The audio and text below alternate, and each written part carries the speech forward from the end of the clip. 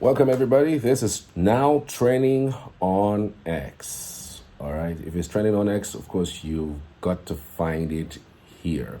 Okay. So let's tell you that the former Labour Party presidential candidate Peter Obi has come under criticism for calling the new Olubadan of Ibadan land, Oba Rashidi Ladoja, my dear brother, in his congratulatory message to the traditional ruler.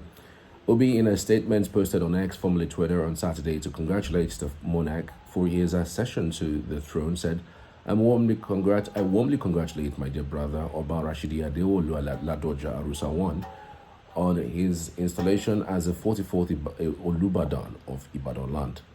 His ascension to this revered throne is a celebration for the people of Ibadan and a source of pride for the entire Yoruba nation and Nigeria as a whole.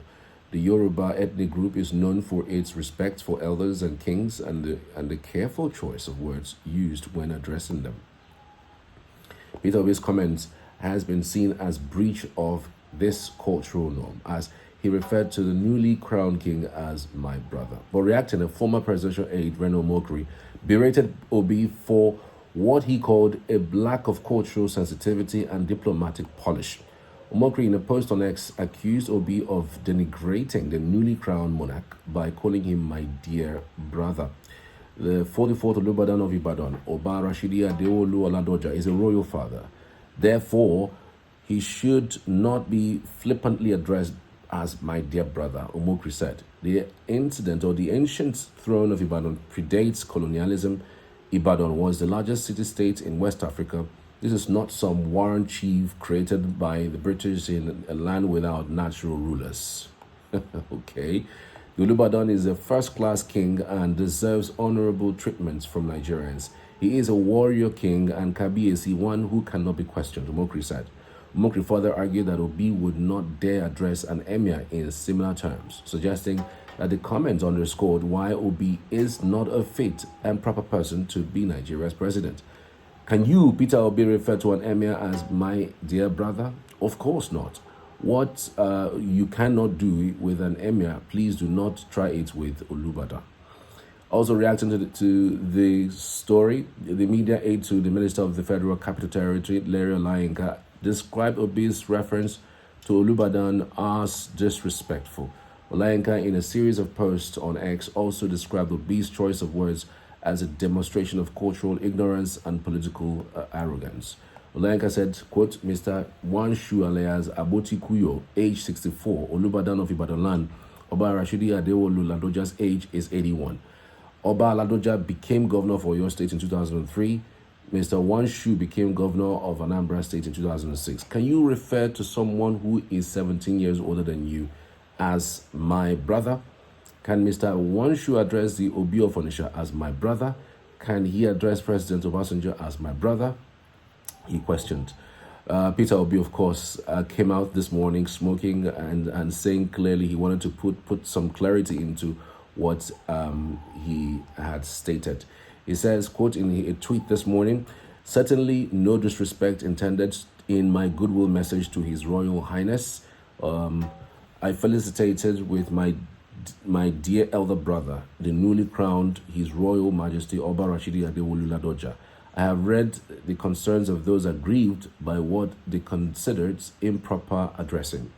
I respect protocol and authority, and I try as much as possible to adhere to them. However, those who follow me would have noticed that I often prefer to use the expression, my dear brother, my dear elder brother, when addressing individuals, especially close to me and for whom I have tremendous respect. I always refer to His Royal Majesty Igwe Alfred Achebe Obi of Onisha as my very dear elder brother in the same affectionate manner. In matters of wrongdoing, motive is important. I assure all that my words were born out of untrammeled goodwill. Okay, so he says, but of course that didn't go down well with a lot of more people who have come in to bash him. So let's take a look at this one again. Asiwaju Said Alawale says, we do not refer to our kings as brothers. It is an abomination in Yoruba land. Even at that's your justification.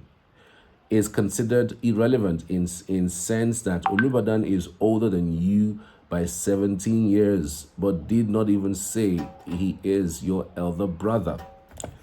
Here we go. Okay, so and reactions have been pouring in regarding that. Boniface Okeke says, but Tinubu and Atiku called your king brother. I think Yoruba and Igbo should do small civil war among themselves so that their hatred to each other will stop. It's getting out of hand regarding tribal bigotry around these two tribes in Nigeria. This one now replied and said, this is your Lord and Savior doing the same thing, yet I did not see any backlash from you morons. Okay, Bola Tinubu actually sent a message, and let's read the message that Bola Tinubu sent. Our traditional institutions are the sacred custodians of our varied history and play a crucial role in social cohesion. They embody the resilience of our people and stand as a bridge between our proud heritage and the promise of our shared future. Today in Ibadan, as we celebrate the coronation of my brother, friend, and ally, His Imperial Majesty Oba Rashida Adewolu Ladoja Arusa I, the 44th Olubadan of Ibadan land, I was reminded. So that's a part of what has been said. So one would wonder, why is the backlash on Peter Obi not on Tinubu or not on even Atiku? Many persons are beginning to draw the lines because, of course, part of the reasons why Reno Mokri wrote that comment, you all know, that is because of tribalism. He just wants to knock the heads of Igbos and Yoruba, and he actually got that point right.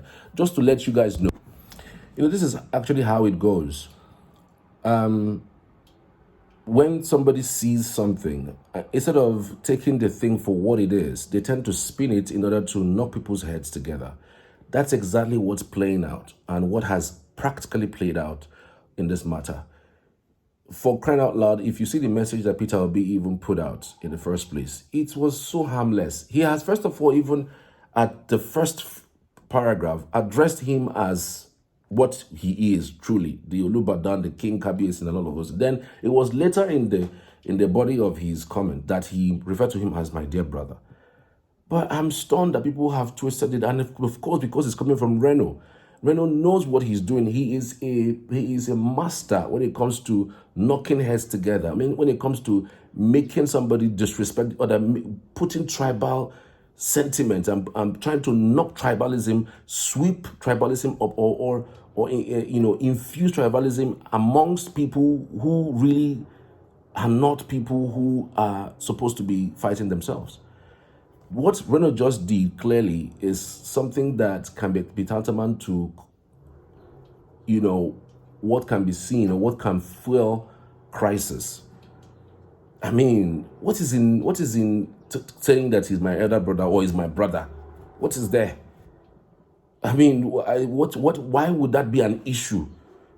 This man has been coronated, and this is what you are supposed to do. Like, this is norm. This is normal. What people do.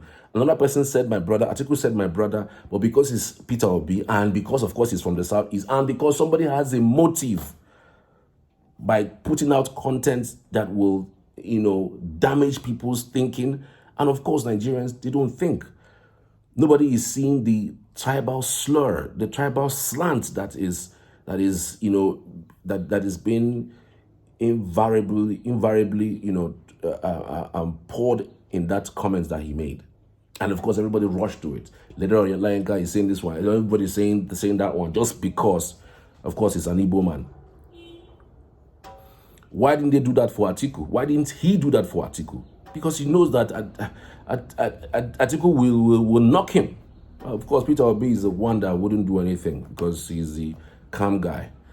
These are how some of these people who are in the corridors of power feel certain things that will make people rile up people, and then we're falling cheaply for it. I think we should do better, and we should even call Reno's people like Reno and Olayenga, whatever his name is, to order, because right now, like I said, the table are turning. When people make statements, when people make comments, you already know where they're headed because they are not in to develop the place or grow people's mindset or grow cohesion amongst the culture. But no, what they say is to continuously divide, continuously separate, and make sure that people don't align at all. Everybody's looking at the 2027 elections, and anything you do, whether you spit, I mean, it is possible that one day, if Peter Obi goes to Lagos now and he mistakenly walks on the road of Lagos, and say, he has been trying to do that. He's doing that because he wants to be killed. Like you see nonsense, and Reno is a master of that. Of course, he's in a paybook,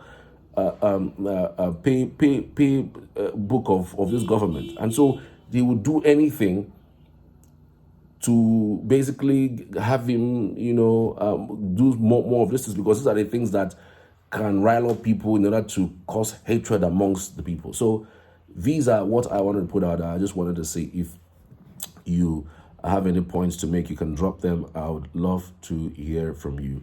Here are some comments here. Flex: an abomination to refer to a mortal being created by the Almighty God as an elder brother with no disrespect intended. No wonder Nigerians in the diaspora come back during Christmas to laugh at the foolishness that happens in their home country and go back. Hyung Ming Lucas says, you are a foolish boy. You also look like one, because Kilo Day, see Atiku and Tinubu call him brother. You don't go attack those ones. Oponoshi. Some unnecessary traditional practices is the reason for our downfall in Nigeria. Now, we've also had other comments here too. Akim Abiodun said, with all due respect, Oga Peter Obi, this is your explanation still falls short of addressing the main concern. Protocol is not about sentiment or personal style of expression. It is about preserving the dignity of traditional institutions. Referring to a newly crowned monarch primarily as my dear brother doesn't sound affectionate, and it risks downplaying the sanctity of the office he now occupies. It is important to understand that once an individual assumes a royal throne, he transcends personal relationships and becomes a custodian of culture and tradition. Therefore, strict adherence to titles and formal recognition is not just about ego, but about preserving the relevance or the reverence attached to our heritage. While we know your motive and your style of deception, you are expected to set the standard by respecting established institutions. In a diverse and complex society like ours, overlooking such details is purely intentional. Affection can always be expressed alongside proper titles, ensuring both personal warmth and institutional respect. My dear brother, the Lord is your strength. Be strong and stay focused, because it's what makes you who you are. Jesus Christ committed no offense, but he's faulted his actions and later crucified him. Keep up the good work. Spirit, sir, you are our hero anytime.